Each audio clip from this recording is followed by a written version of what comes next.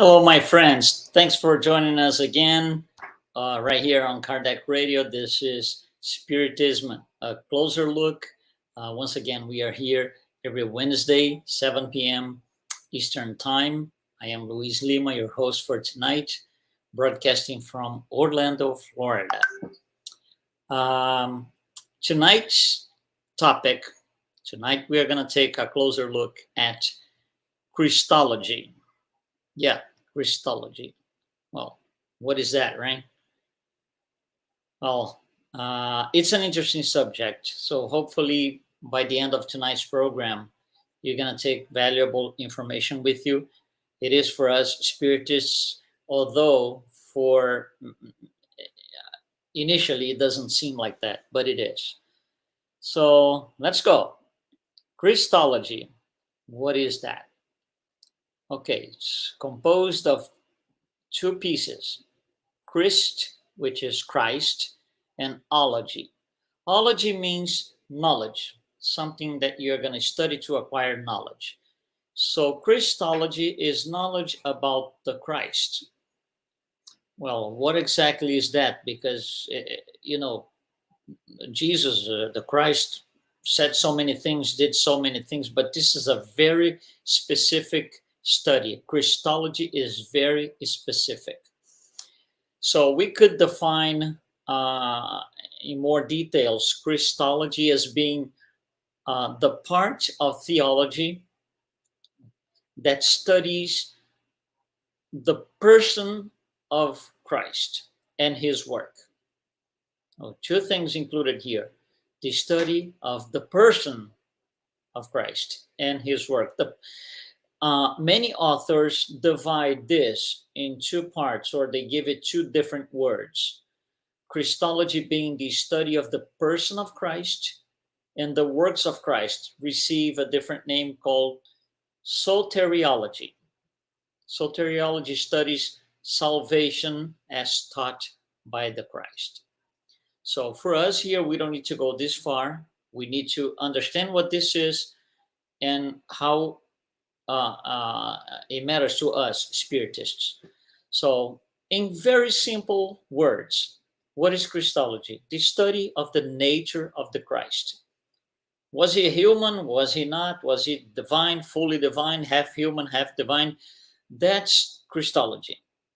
And again, it has two aspects: the study of the person and the work. Why does it matter to us spiritists? Why does it matter? Why should I study that? Why is it important?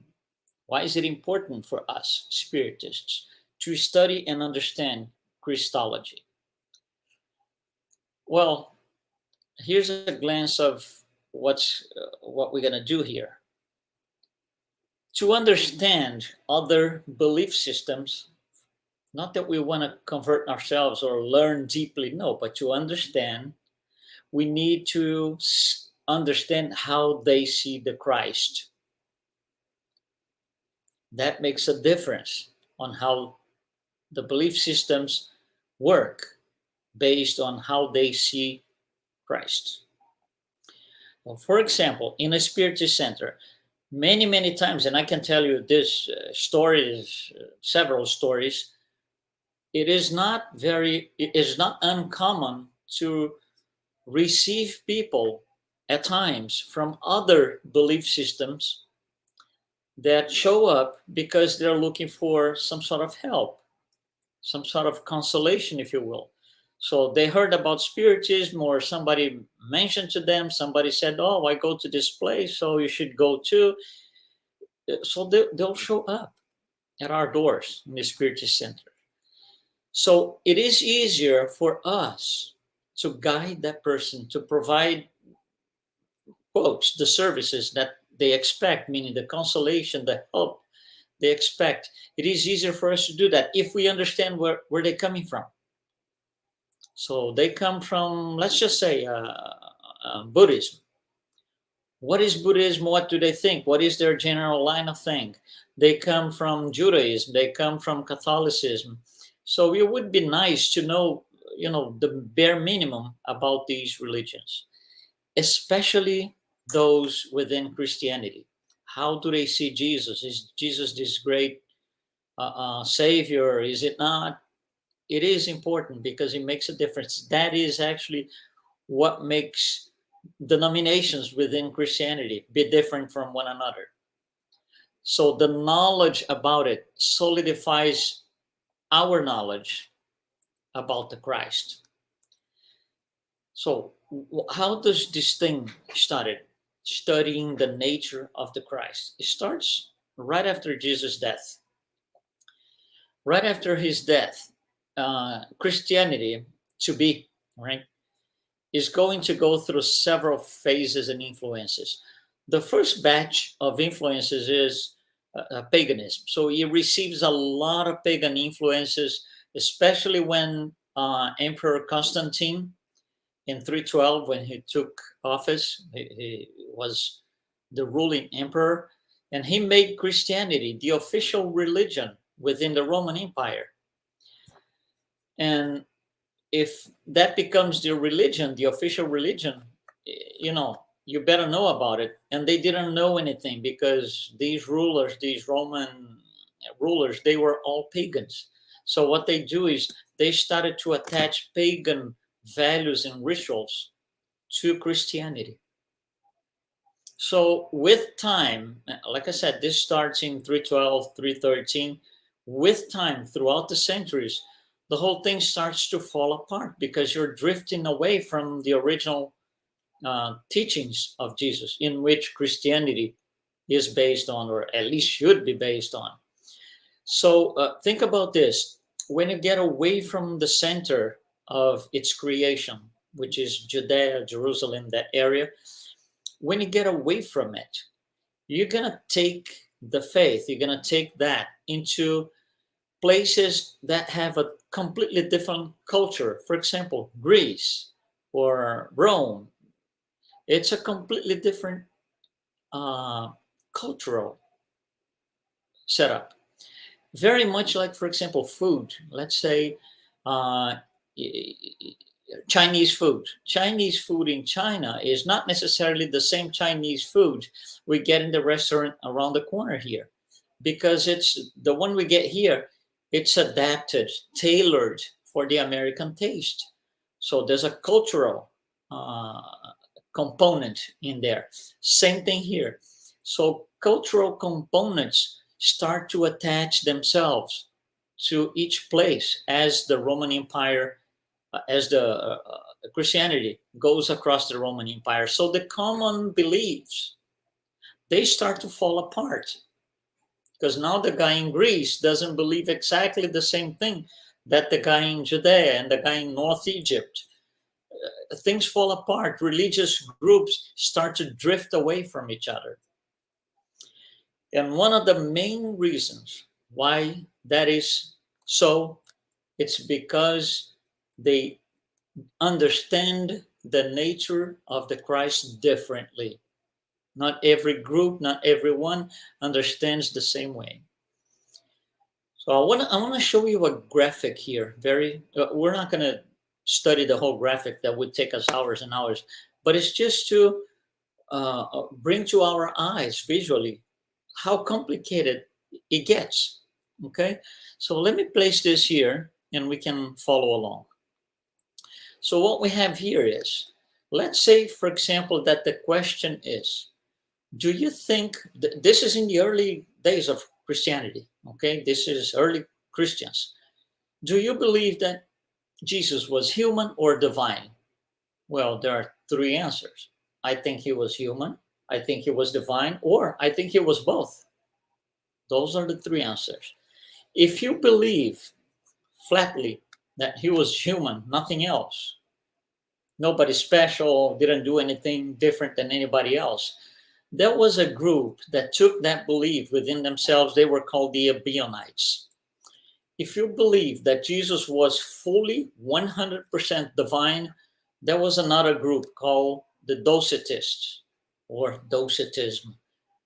And there's other groups that will say, no, he's not human 100% nor divine 100%. He's a combination of things. So he's both. And now, hold on. Both, but now there's another question. How is this both? So here's another question. How is the essence of Jesus? Essence being the divine part. So there are three options. And you see the words here. First of all is heterousia, meaning hetero, different, right? So Jesus is different than God, his essence. That's one possibility. Another possibility is homoiousia, as you see there, where it is similar but not the same as God the Father. And those groups created a sect called Arianism. You see, Arianism does not have the same beliefs that the two above, Ebionites and Docetists. It's different. And there's a third option here in which God, the Father, as they call, and Jesus have exactly the same essence. And that would be the last thing here, homoousia. Now, hold on. If it's the same essence, then there's another question. You see how complicated it's getting? And the question is, how is the association between these two, the human part and the divine part? How is the association? So if it's distinct individuals, that's one sect called Nestorianism. Or it's the same individual. The human and divine is the same individual. But hold on, there's another question now. How is the physical aspect of this union? And you have different answers. Are they combined or are they distinct? If they are combined, how did they combine? What is the method that they were putting together, per se? And that generates different sub-belief systems, let's put it this way. And if it's not distinct, then there's another question, even more. What's the intent of this combination, human-divine? You see, we're not going to go through this in details, but you see how complicated this is. That's early Christianity. In the early days of Christianity, and it was already that complicated. We're talking about less than 100 years after Jesus' death. So you bring this along for 2,000 years, you end up with 41,000 denominations of Christianity. That's what we have today. Because, different people understand this in different ways. And you saw just the nature of the Christ, how many sects had to be created, how many different visibilities were in place. So Christianity has several branches today, Catholics, Protestants, Evangelical Mormons, Gnostic, Orthodox, Anglicans, and it goes on and on and on. One of these denominations is Spiritism, one of them. So each denomination, each of these, like Catholics and Evangelicals and all of those that I mentioned here, and many more, of course, they each have their own Christology, meaning how they see Jesus, the Christ, how they see the Christ. Now, that should be clearly stated or defined within their reference literature. So if you follow a certain belief system, a certain sect, certain denomination of Christianity, you should know where to look for to find out how that particular denomination sees the Christ. Is it just human? Is it not? Is it 20, 80%, 70, 30, whatever it is? Where is that defined within the literature for that particular denomination? And it's going to be different for everyone. So let's take one, for example, not being Spiritism, because then we're going to compare Spiritism and you're going to see where we want to get to. So let's just take Catholicism, for example. What is the reference literature for Catholics? The Bible. So the Bible, somewhere in the Bible, you should be able to find the Catholic Christology. It should be very explicit for every belief system, for every denomination. Our Christology is this. But it isn't that way. In most of these denominations, what you're going to find is a mix of things, fragmented, and you are going to have to take your conclusion yourself. And that's complicated, because in analyzing and taking your own conclusion, you might be creating just another branch of that particular denomination. You see, if there's no black and white information, this is us. This is here, us, our Christology. But if you have to guess yourself based on, oh, this part of the text says this other part says this, oh, if I put these two together or these four pieces together, oh, yeah. But that's you doing it. It's not clearly stated by the denomination. So, for example, Catholics, they do not think, that's not right and wrong, that's not criticism. Please, please, please, please. This is just analysis of what Christology is. So Catholics, for example, they state that Spiritism is not part of Christianity. Okay, so the question is, we respect their opinion, first of all, and the question is, why not? I want to know why not. And they will say that we do not see Christ the way that Christ is, meaning the way their Christology was assembled. Their Christology is something that is called the doctrine of the Trinity, in which God, Jesus, and the Holy Spirit are one thing. This is their Christology. So every other denomination that does not believe in that, in the doctrine of the Trinity, for Catholics will not be considered part of Christianity. So they do not consider us, Spiritists, part of Christianity, because we do not believe in the doctrine of the Trinity.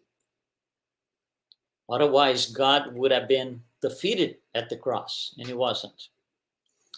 Now, we're taking Catholicism as an example, so let's continue with the thought. Where is that written for Catholics? Like I said, it's in the Bible. Where in the Bible? It's on the first epistle, 1 John, chapter 5, items or verses 7 and 8.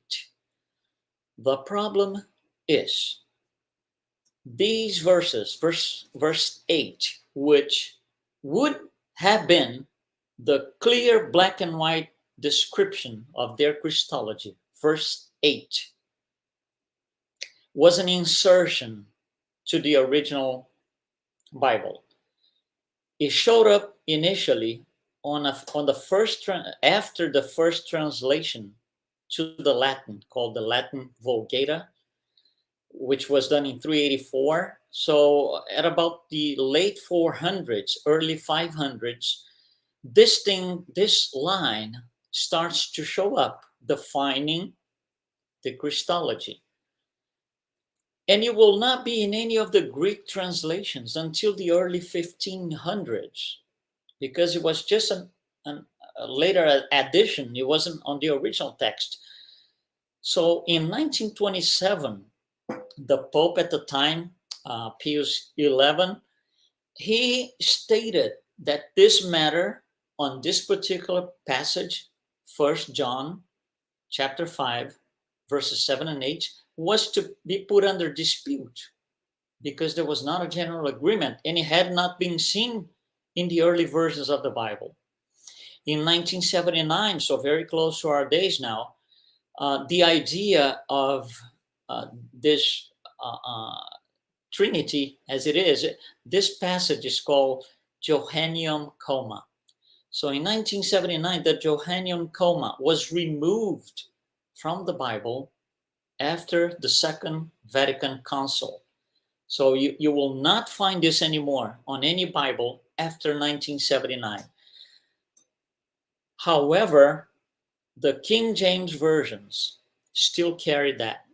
They did not take it out. They refused to take it out. So enough about this. Coming back, they have their Christology written somewhere. We're not going to say if it's right or wrong. It's written in the Bible as a direct piece of text or indirect, that you have to read several parts and understand what it means. But it is there. Okay, so us, Spiritists, where is our Spiritist Christology written?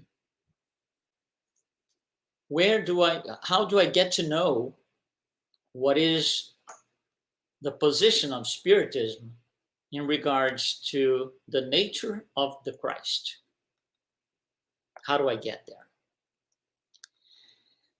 For us, this is defined in the 5th book of the codification, the book of Genesis, chapter 15. The first part of chapter 15 is called the superiority of Jesus' nature. It's about 2.5 pages. I'm going to bring 2 of the paragraphs so we can look at real quick. So here's the first of them. As a man, so he's talking about Jesus, the nature of the Christ. So as a man, so meaning the human part, the human flesh, a man walking down Galilee, walking down through Jerusalem, and so and so. As a man, he had the bodily composition of corporeal beings. What is that? He had cells, he had bones, he had hair, he had eyes, corporeal composition of the same as me and you. He had nail, okay? Continues. But as a pure spirit, which you and I are not, but as a pure spirit, detached from matter, meaning the spirit part only, apart from the physical body, he would have lived the spirit life more than a corporeal life, the weaknesses of which he would not have had. Meaning, corporeal life, the weakness of the flesh, as we humans refer to, he didn't have those because he was this elevated spirit, pure spirit, at a much higher level than we are still today. And it continues, the superiority of Jesus over other humans. Okay, so Jesus was better than you and me, and he was not linked to the particularities of his body. So he had nothing to do with bones, cells, hair, nail. He had nothing to do with that, but to those of his spirit, which dominated matter completely. We don't. You and I, we don't. And that of his perispirit, which was drawn from the most quintessential portion of Earth's fluid. You and I have a perispirit, which is drawn from Earth's fluid, but it's not the quintessential portion, but more like gross matter, almost. And that is where the difference is. It is in the spirit. It's not in the bodies. So if I mention to you the word man, think of a man. You're not going to think of a dead body. You're going to think of a person that you imagine. It could be a family member, or it could be yourself, or something that you just imagine, as I said. But somebody who is alive, meaning there's a spirit and a physical body. So he was much better than we are. He was much more advanced than we are. And that is the difference. So he was not fully divine. He was not 30% divine. We all have a divine spark within. But he was not God on the flesh, nothing like this, from the Spiritist point of view. This is our Christology. Jesus was a man, a physical person like you and me, but he was a spirit so much more advanced. That was really hard for us to even comprehend fully and follow him. That is the difference.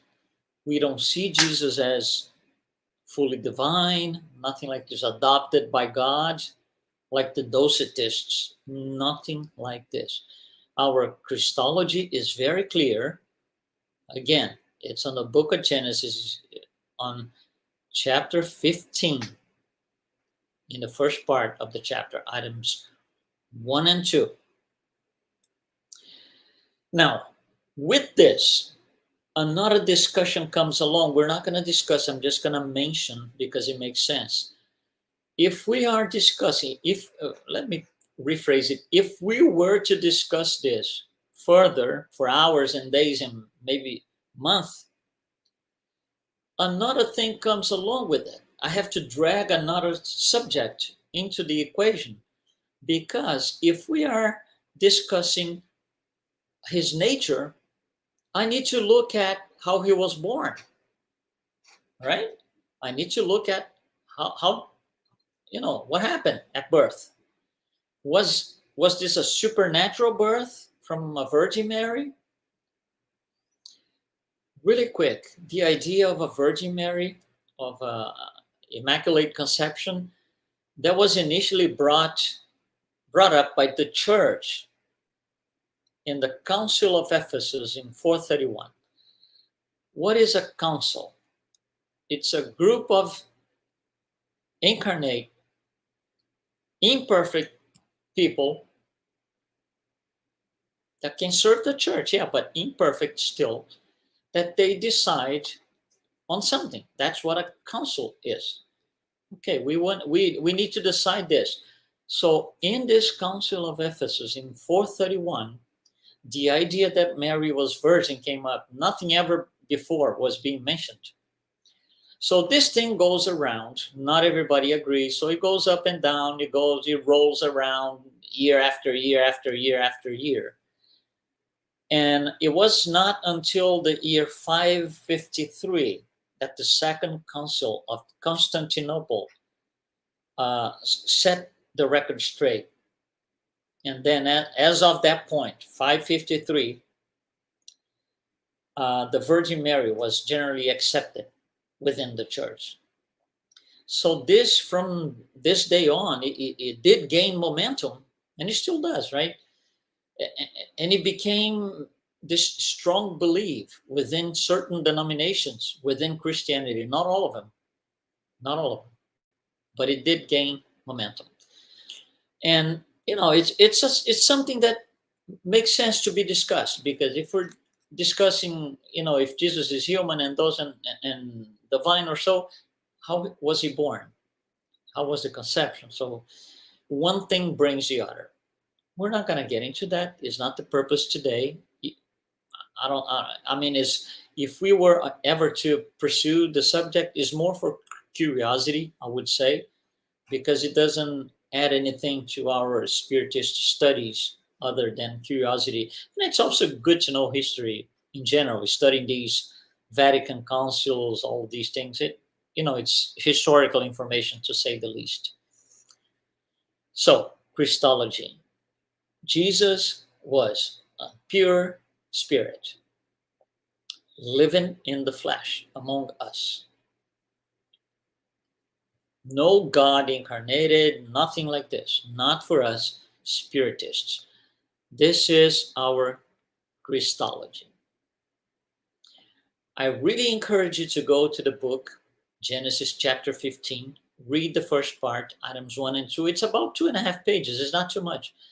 But you have to read carefully. You have to be concentrated on what you read. It might take you 1 hour to read and reread certain paragraphs to grasp the idea to the level that we should.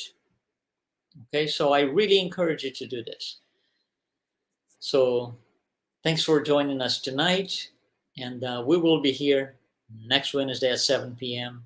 with another edition of Spiritism.